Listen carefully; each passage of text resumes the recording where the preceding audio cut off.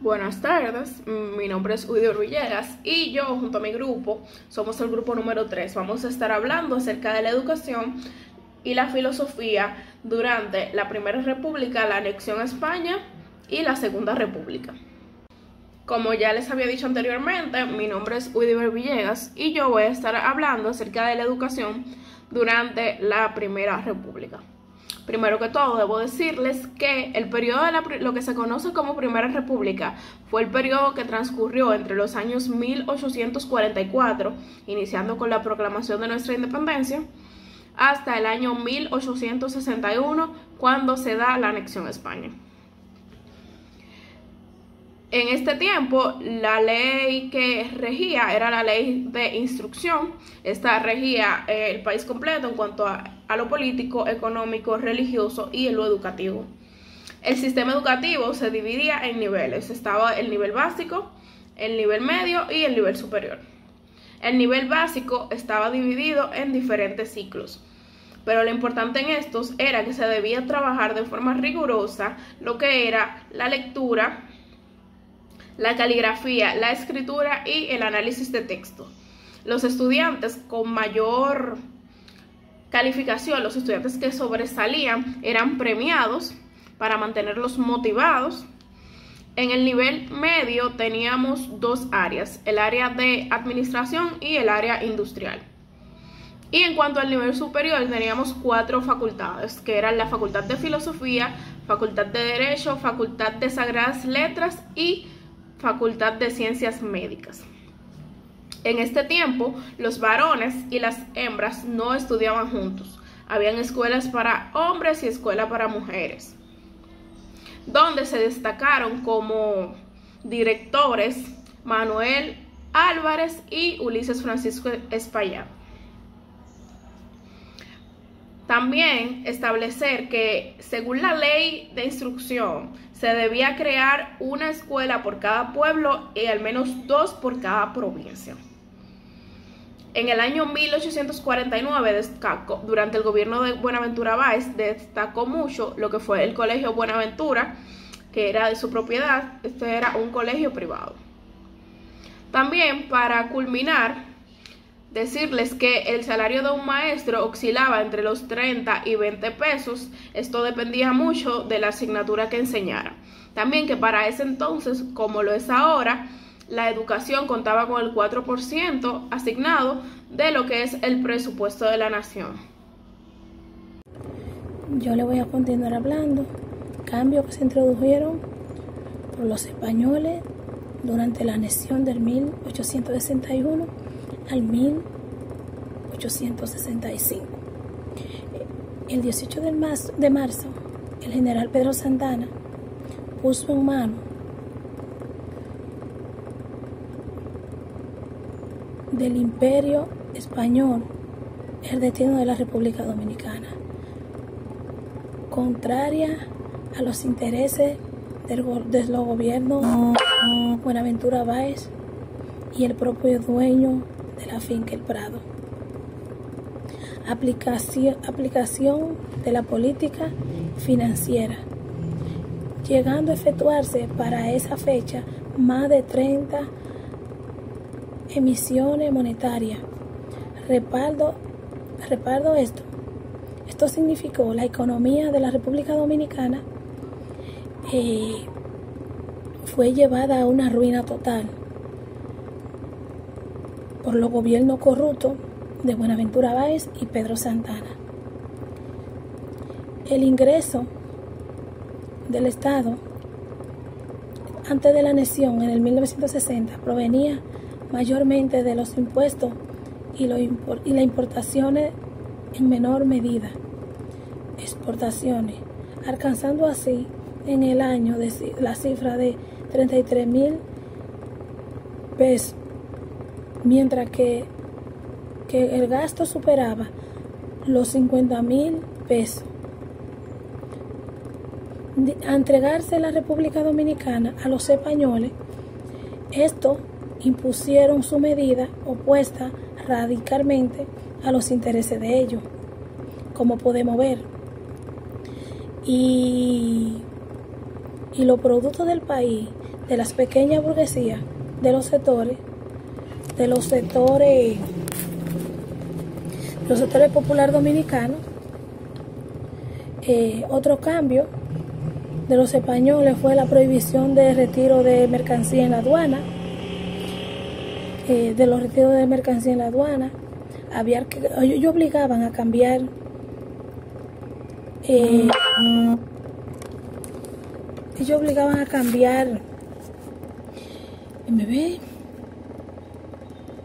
para poder comprar en los mercados. Había que comprar con un billete que era inorgánico, que se llamaba vale. Entonces, obligatoriamente había que comprar, si no, no podían comprar en las aduanas. Tenía que ser con el dinero que ellos impusieron. Eso fue uno de los aspectos. También, en medio de la crisis que había, el gobierno español empleaba a muchos españoles no dominicanos, sino de ellos, de los españoles mismos, y le pagaba una cifra muy alta, que ganaban hasta 5 veces más que un empleado dominicano haciendo el mismo trabajo. Era un abuso terrible. Otro impacto también fue, otro impacto fue social, fue la convivencia entre los dominicanos y los españoles. Se hizo increíble, era insoportable, no podían convivir. También a las mujeres dominicanas, como fuera, la maltrataban, no le daban el valor que ellas se merecen. La tenían, era increíble, la tenían como objeto. También otro impacto fue que ellas lucharon para que se logre que ellos salgan de la República Dominicana, y se tiraron a la lucha también y lo expulsaron. Ellos lograron expulsarlo. Fue el 11 de julio del 1865. Como podemos ver rápidamente, el gobierno de Pedro Santana y Buenaventura Báez no fue un buen gobierno. Como podemos ver que viene la historia arrastrando la misma corrupción, y la historia no se equivoca. Ella está plasmada, y si la trasladamos acá, a este tiempo, es los mismos, pero con otra estrategia diferente. Hasta aquí mi parte.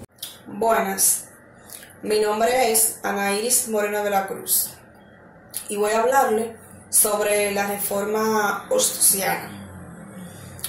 La reforma ostosiana inicia en el año 1879. En esta reforma, Eugenio María de Hostos proponía y se fundamentaba en la idea de que la civilización y la libertad de nuestros pueblos solo se conseguirían si los individuos que la constituían se educaban en el desarrollo de sus capacidades de conocer, de reaccionar, y con ella su conciencia moral y cívica. Esta reforma educativa tiene por fundamento las concepciones de Eugenio María de Hostos, un pensador ilustre, educador y filosófico puertorriqueño, quien encabezó la más importante reforma de la educación dominicana en el siglo XIX. Las concepciones de Eugenio María de Hostos tienen por fundamentos generales el positivismo, que se centraliza en el estudio del hombre, pero tomando como base principal el estudio de la naturaleza a través de la razón. La reforma hostosiana de la educación encontró un amplio respaldo en los distintos sectores de la sociedad dominicana, pero principalmente en los sectores democráticos liberales, pero también encuentra una militante oposición de la Iglesia Católica, en donde se destacó la figura de Fernando Arturo de Marino. En la República Dominicana, toda la influencia de la Iglesia Católica desde los años 80 del pasado siglo hasta principios del presente se centralizaron en combatir el ostosiano y sus influencias. Gracias.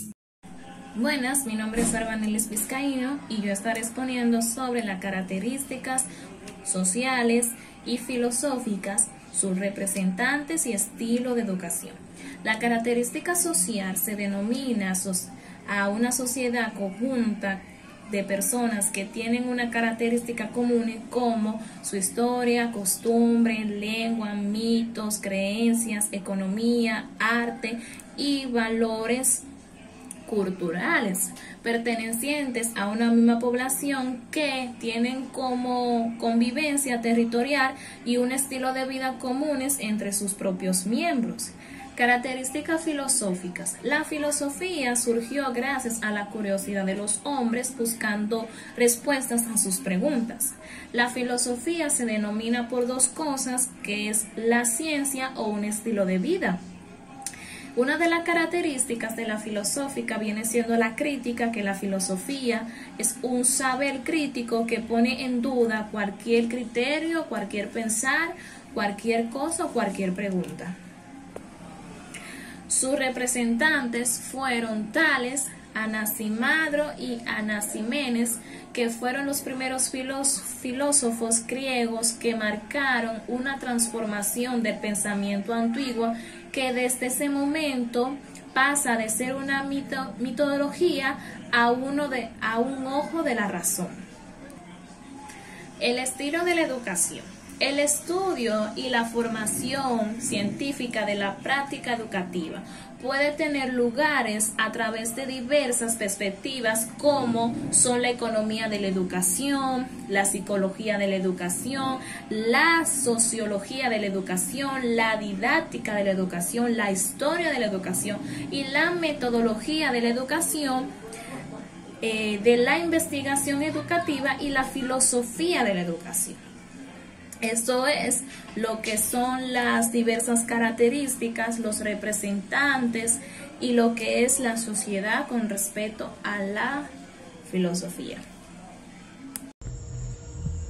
Buenas, yo les voy a hablar de la base filosófica de la educación dominicana. Esto comienza con Eugenio María de Hostos. Siendo de origen puertorriqueño, Eugenio María de Hostos, a quien también se le llamó el ciudadano de América, contribuyó grandemente en la educación dominicana. El ingeniero educador fundó en el país la Escuela Normal de Preparatoria en el año 1880, dando origen a la Escuela Normal en la República Dominicana. Además de la área pedagógica, se destacó como político, sociólogo, moralista y escritor. Eugenio María de Hostos recibió influencia del positivismo en la idea pedagógica y en el método, una marcada influencia de Petassi y en el aspecto organizativo recibió influencia de la idea de Lancaster. También recibió influencia de filósofos de Sócrates, Montaigne, Comino y Rouses. Para Hostos, guiado por los fundamentales de la pedagogía de Postálisis, la educación de las facultades debe ser armónica, progresiva. El educador debe buscar siempre algún ejercicio convincente al desarrollo de la facultad humana. El maestro es un auxiliar de la naturaleza. El ejercicio siempre debe aplicarse a un objetivo y así debe ser en el arte educativo. El mundo que nos rodea estimula el desarrollo de la razón. La enseñanza debe de ser educativa, el estado del desarrollo de la razón y a sus objetivos propios en esta etapa. La enseñanza debe basarse siempre en los conocimientos previamente adquiridos y la observación a base dispensable de nuestro conocimiento. El estado de la educación en Santo Domingo a la llegada de Hostos. Para el año 1879, fecha en que Eugenio María de Hostos en Santo Domingo, la educación estaba atravesando una situación poco satisfactoria. A mejor dicho, desastrosa desde el punto de vista cualitativo como cuantitativo. La causa de la naturaleza, pero se destacan fundamentalmente la política, la economía y el pensamiento escolástico de la época. En aquellos tiempos solo contábamos con unos centros educativos en las principales ciudades del país: Santo Domingo, Santiago, La Vega.